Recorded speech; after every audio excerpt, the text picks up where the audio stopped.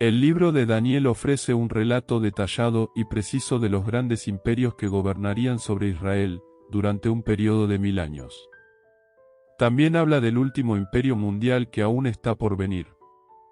¿Quién era Daniel? Dios advirtió a Israel que si no obedecía sus mandamientos, lo juzgaría. Y si se negaba a arrepentirse, lo enviaría finalmente al cautiverio. Al igual que con el faraón, a quien se le advirtió desde el principio sobre el juicio de Dios, Israel se negó a obedecer, y su ciudad y su templo fueron destruidos, mientras que el pueblo fue al cautiverio en Babilonia.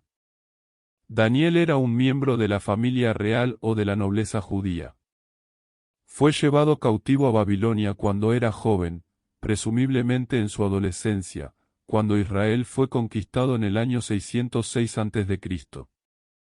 Sirvió bajo los reyes babilónicos durante un periodo de 70 años, y luego bajo los gobernantes medo-persas hasta sus 80 o 90 años. Daniel fue un creyente excepcional y un muy devoto seguidor de Dios durante toda su vida. A su llegada a Babilonia, siendo joven, arriesgó su vida al negarse a comer alimentos que no se ajustaban a los requisitos de la ley mosaica. Y Daniel propuso en su corazón no contaminarse con la porción de la comida del rey, ni con el vino que él bebía. Pidió por tanto, al jefe de los eunucos, que no se le obligase a contaminarse. Se libró de la ejecución algunos años después, al pedir a Dios la interpretación del sueño del rey. Hay un Dios en el cielo el cual revela los misterios. Y el que revela los misterios te mostró lo que ha de ser. Y a mí me ha sido revelado este misterio, no porque en mí haya más sabiduría que en todos los vivientes. Siendo un anciano bajo el reinado de Darío en el imperio medo-persa, fue liberado de la fosa de los leones porque no dejó de orar a Dios.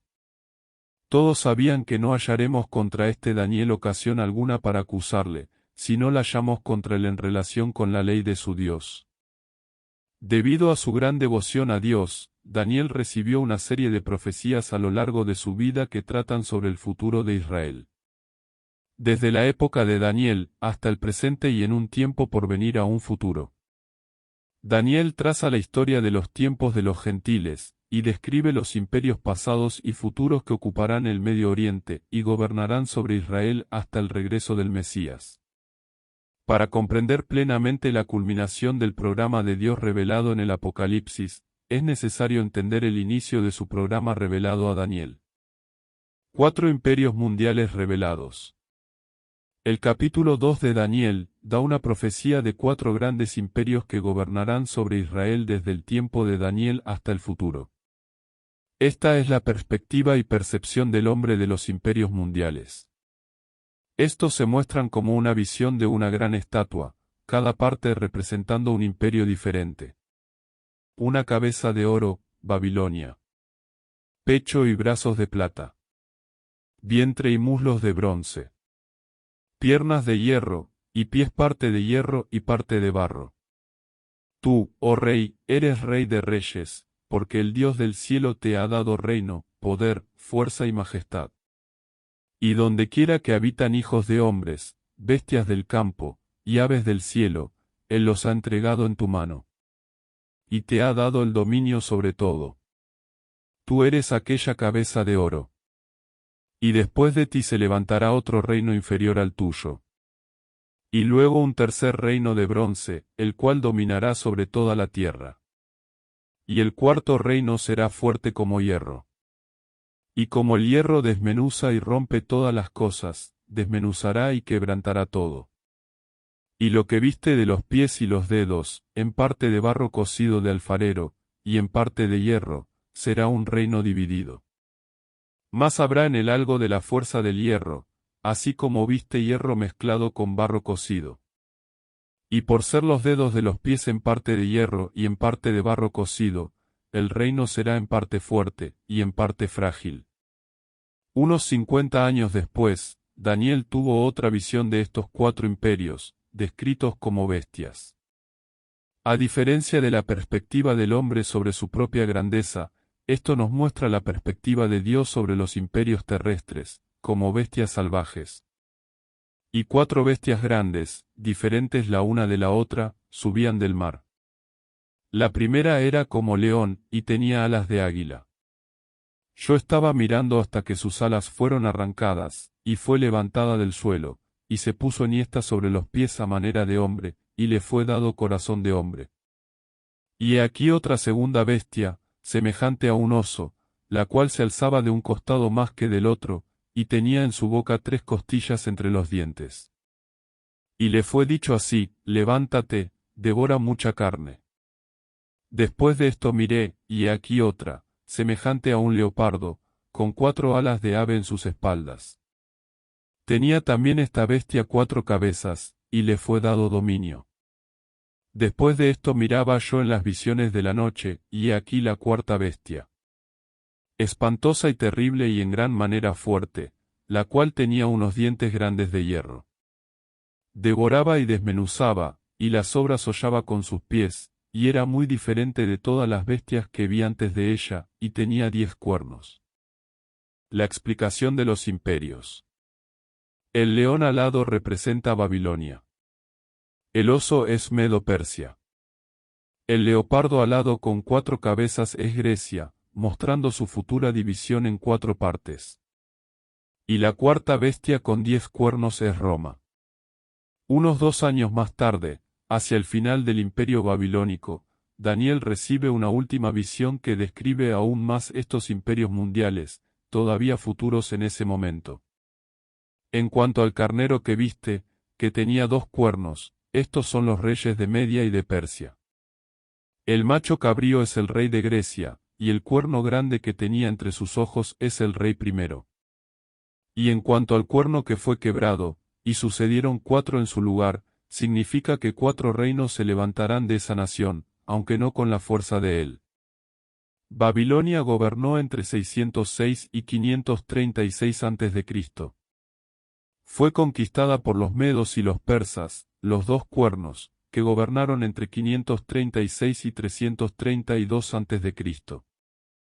Le siguió el imperio griego y sus 4 divisiones entre 131 a 146 a.C. Y luego el imperio romano, 146 a.C. hasta el año 400 después de Cristo. Hasta ese momento, la visión de Daniel cubre un periodo de 1000 años. Incluye no solo los nombres de los imperios reales, sino también el hecho de que el imperio griego se dividiría en 4 partes, lo que ocurrió a la muerte de Alejandro Magno en el año 323 a.C. El último imperio mundial. En estas visiones, los pies y los 10 dedos de arcilla mezclada con hierro de la gran estatua, corresponden a los 10 cuernos de la gran bestia.